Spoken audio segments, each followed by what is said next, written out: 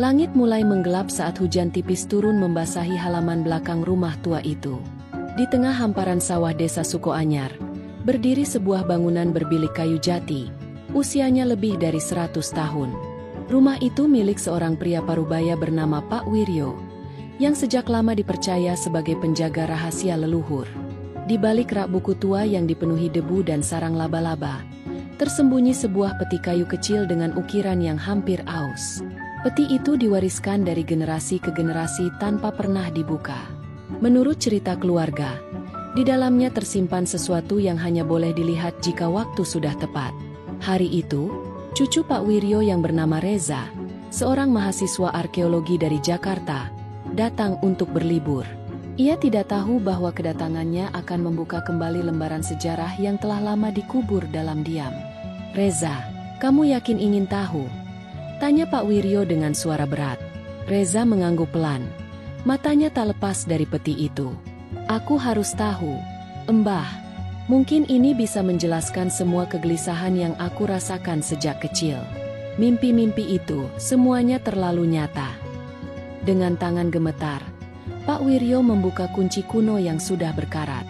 Engsel kayu berderit saat tutup peti diangkat, memperlihatkan gulungan kain berwarna merah kecoklatan yang mulai lapuk. Di dalamnya, tersembunyi lempengan tembaga berukir aksara Jawa kuno, serta sebuah benda kecil berbentuk segi lima dari batu hitam berkilau. Reza menatapnya dengan penuh takjub. Ini bukan peninggalan biasa, Mbah. Batu ini seperti pernah aku lihat dalam mimpi." Pak Wiryo menarik napas dalam. "Itu bukan sekadar batu, Reza.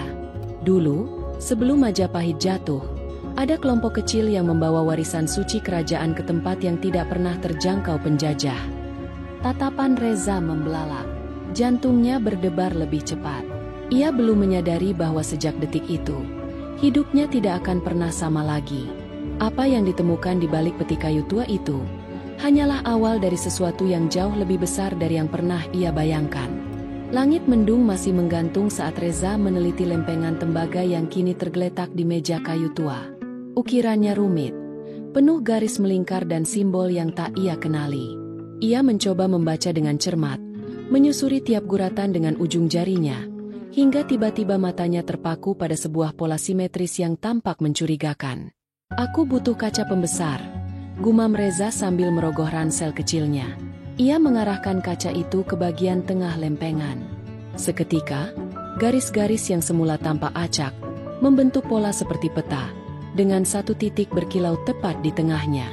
Titik itu mengarah pada kawasan pegunungan di Jawa Timur, yang dulu dikenal sebagai wilayah kekuasaan inti Majapahit. Pak Wiryo menatap Reza dalam diam. Raut wajahnya menunjukkan kegelisahan yang sudah lama ia pendam. Tempat itu bukan sembarang lokasi. Dulu, leluhur kita menyebutnya sebagai Wilwatikta Bayangan. Reza memicingkan mata. Wilwatikta Bayangan. Itu sebutan untuk wilayah rahasia yang tak pernah tercatat dalam naskah sejarah. Konon, di sanalah para pendeta dan penulis kerajaan menyimpan salinan asli pustaka Majapahit. Tapi tempat itu sengaja dihapus dari ingatan rakyat, agar tidak jatuh ke tangan penjajah. Reza menggenggam lempengan itu dengan kuat. Ada dorongan dalam dirinya untuk berangkat secepatnya. Tapi malam belum usai. Ia memilih menunggu fajar. Keesokan harinya, Reza dan Pak Wiryo menempuh perjalanan ke arah pegunungan. Jalanan berbatu dan penuh kabut membawa mereka ke sebuah lereng sunyi yang sudah puluhan tahun tak dijamah manusia. Di tengah hutan pinus yang lebat, mereka tiba di sebuah batu besar berbentuk aneh, seperti potongan prisma yang setengah terkubur tanah. Di permukaannya, terdapat ukiran yang identik dengan lempengan tembaga. Reza menyentuh ukiran itu dengan ragu. Saat jarinya menyapu garis tengah simbol, permukaan batu bergetar pelan. Tanah di sekelilingnya mengeluarkan suara lirih seperti bisikan. Bau tanah basah dan akar tua memenuhi udara. Suara angin terdengar lebih berat, seolah ada sesuatu yang menunggu di balik batu tersebut. Lalu, perlahan, permukaan batu terbelah membentuk celah kecil. Reza dan Pak Wiryo saling pandang, namun tak ada kata yang terucap. Mereka melangkah masuk ke dalam kegelapan, tanpa menyadari bahwa mereka baru saja membuka pintu ke rahasia yang telah disegel selama ratusan tahun. Langkah kaki Reza menggema pelan di dalam lorong sempit yang dingin dan lembab. Aroma bebatuan tua bercampur tanah basah menyelimuti udara. Cahaya dari senter kecil di tangannya hanya mampu menembus beberapa meter ke depan, menyisakan bayangan aneh di dinding batu yang kasar dan penuh lumut. Pak Wiryo berjalan di belakangnya, sesekali menyentuh dinding seperti mencari sesuatu yang ia kenali. Dulu, kakekku pernah bilang, kalau lorong ini dibuat bukan untuk manusia biasa, bisiknya lirih. Reza menelan ludah. Suara gemuruh halus seperti aliran air terdengar semakin jelas dari kejauhan. Mereka menuruni tangga batu yang nyaris tersembunyi di balik semak, lalu menemukan sebuah ruangan kecil berbentuk melingkar. Di tengahnya, berdiri tiang batu tinggi dengan permukaan mengilap seperti cermin.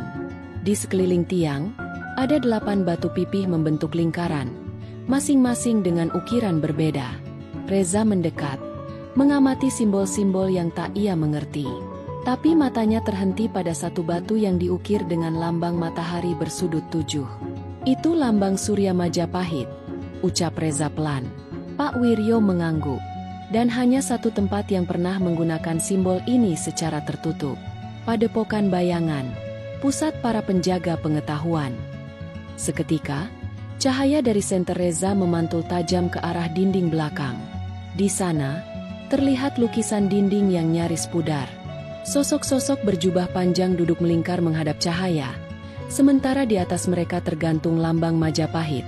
Tapi ada sesuatu yang berbeda. Lambang itu dikelilingi 7 bintang kecil, seperti mewakili penjuru rahasia yang tidak tercatat dalam sejarah resmi. Reza melangkah lebih dekat. Saat ia menyentuh lukisan itu, lantai di bawahnya bergetar ringan. Batu tempat ia berdiri perlahan turun seperti lift kuno.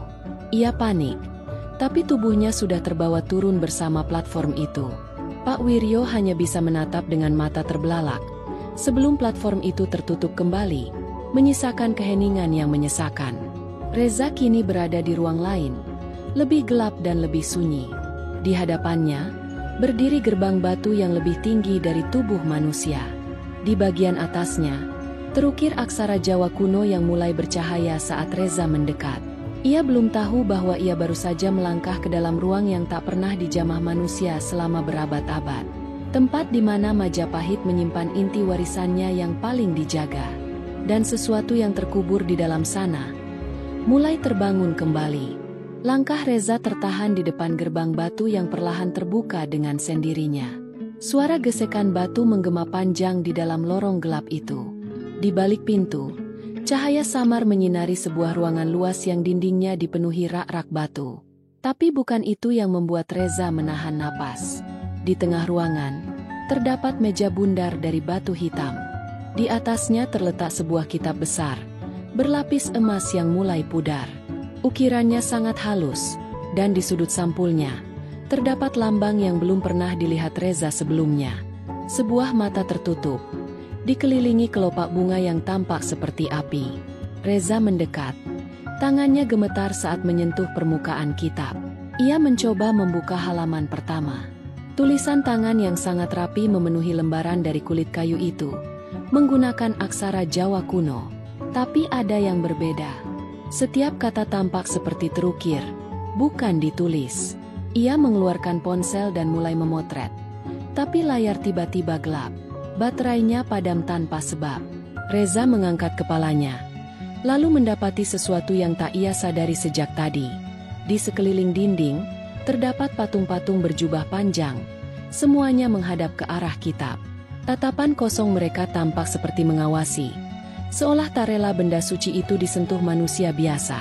Reza menelan ludah, mencoba menenangkan diri. Ia membuka halaman berikutnya.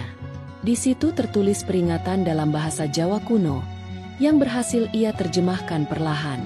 Siapa yang membuka kitab ini, maka ia membuka jalan yang telah disegel 7 penjuru. Tak boleh dibaca oleh yang tak memiliki darah warisan.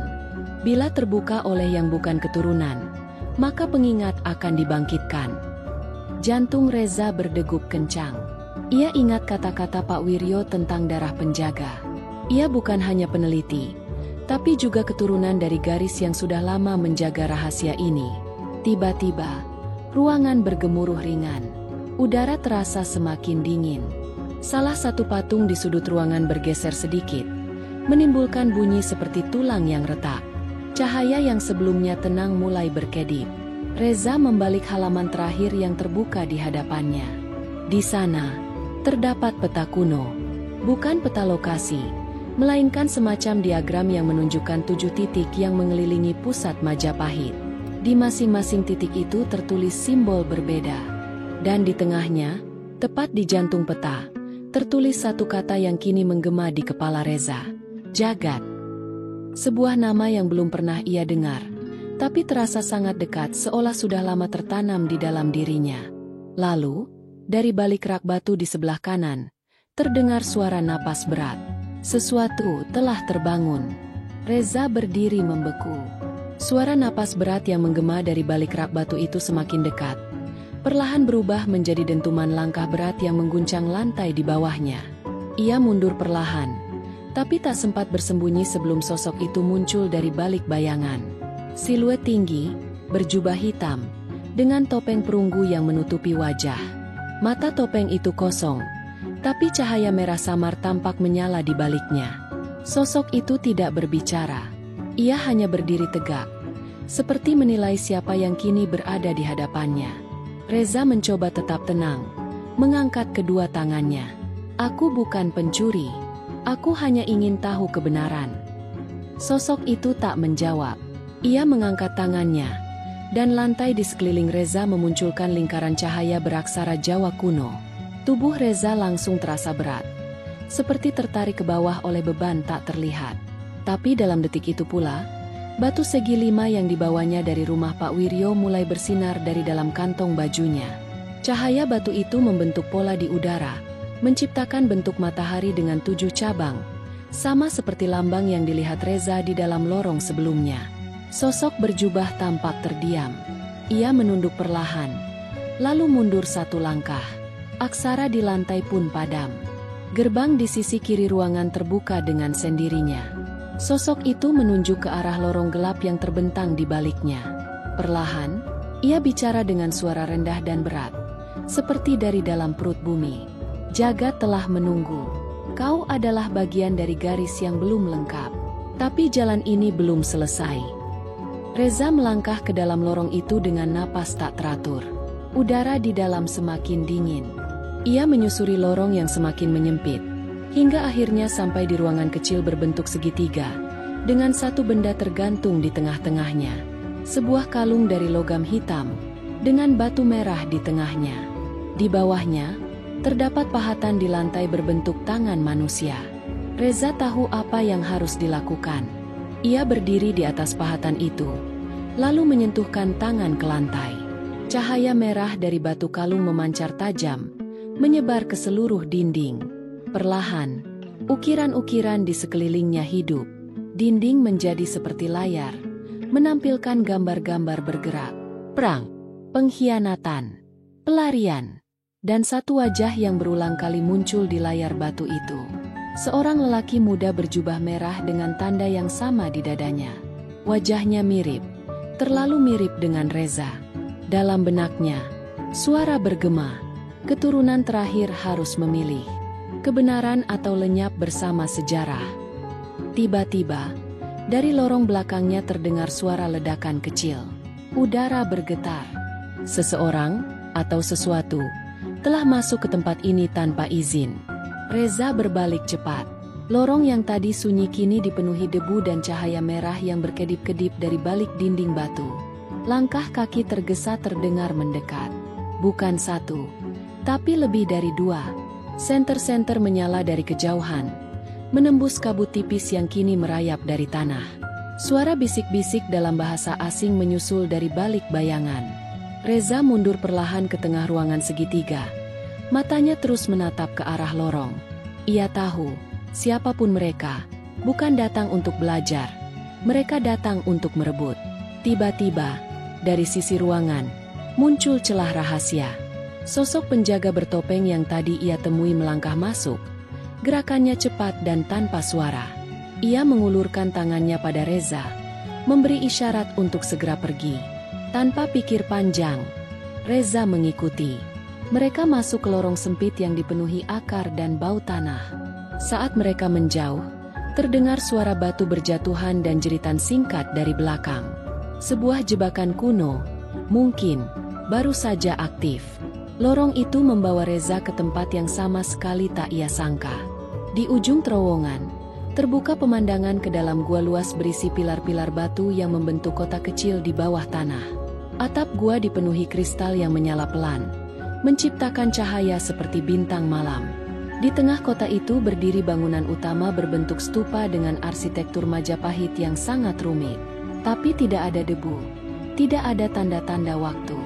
Semuanya tampak terpelihara, seolah baru dibangun semalam. Sang penjaga menunjuk ke arah stupa itu. "Itulah jagat," ucapnya pelan. Reza terdiam. Disinilah semua jejak yang hilang dari peta dunia disembunyikan. Sebuah kota yang tak pernah disebut dalam naskah sejarah manapun. Kota terakhir yang menyimpan roh Majapahit sejati. Tapi belum sempat Reza melangkah lebih jauh, suara keras menggelegar dari arah lorong belakang. Dinding bergetar, kristal di atap bergetar hebat. Sebuah ledakan, cahaya merah menyusul masuk, dan dari celah lorong, muncul siluet manusia bersenjata. Seseorang telah berhasil mengikuti mereka. Dan kali ini, bukan hanya sejarah yang terancam, tapi juga seluruh warisan yang tersisa dari Majapahit yang telah disembunyikan selama ratusan tahun. Reza berdiri terpaku. Di hadapannya, kota rahasia jagat memancar cahaya lembut. Sementara dari belakang, bayangan para penyusup mulai menyusup masuk ke bibir gua. Sang penjaga bertopeng mengangkat tangannya, dan dari dinding gua, muncul deretan ukiran yang bersinar, membentuk lapisan pelindung halus yang menutup pintu masuk. Namun waktu mereka tak banyak. Dinding itu hanya sementara menahan. Penjaga menatap Reza dalam-dalam, lalu melepas kalungnya, benda dengan batu merah yang sebelumnya tergantung di tengah ruangan segitiga. "Ambil ini. Hanya garis keturunan yang bisa mengaktifkannya. Ini bukan hanya kunci, ini adalah segel," ucapnya. Reza meraih kalung itu. Saat jari-jarinya menyentuh logamnya, kota jagat seakan hidup. Pilar-pilar menyala satu persatu, dan stupa utama membuka pintu batu yang tersembunyi. Di dalamnya, terhampar ruangan besar dengan dinding berisi gulungan, artefak, dan simbol-simbol kuno yang mustahil dipalsukan. Langkah kaki para penyusup kini terdengar lebih dekat. Dinding pelindung mulai retak. Sang penjaga berlutut di depan pintu stupa, lalu berucap lirih, "Kalau ini jatuh ke tangan mereka, semua akan berakhir. Kau harus menghilangkan jejaknya." Reza mengangguk perlahan. Ia melangkah masuk ke dalam stupa dan meletakkan kalung itu ke dalam lubang kecil di altar tengah. Segera, lantai bergetar dan altar berputar turun, membawa Reza bersama ruang itu ke kedalaman yang lebih dalam. Dari kejauhan, Reza bisa melihat mekanisme kuno mulai bergerak. Pilar-pilar mengunci, dinding-dinding berputar, dan satu demi satu, semua jalur masuk tertutup oleh lapisan batu dan besi. Ledakan dari atas mengguncang atap gua. Tapi tidak ada jalan lagi. Kota jagat kini tersegel. Di dalam ruang kecil yang kini menjadi tempat Reza berdiam, cahaya dari ukiran di dinding mulai membentuk pola-pola bintang dan garis seperti peta langit. Ia tak tahu kemana selanjutnya. Tapi satu hal pasti, ia telah menjadi bagian dari warisan yang selama ini hanya dianggap dongeng. Dan di luar sana, dunia tak akan pernah tahu bahwa di bawah tanah sebuah gunung tua, ada satu sejarah besar yang berhasil diselamatkan oleh keturunan terakhir dari Majapahit.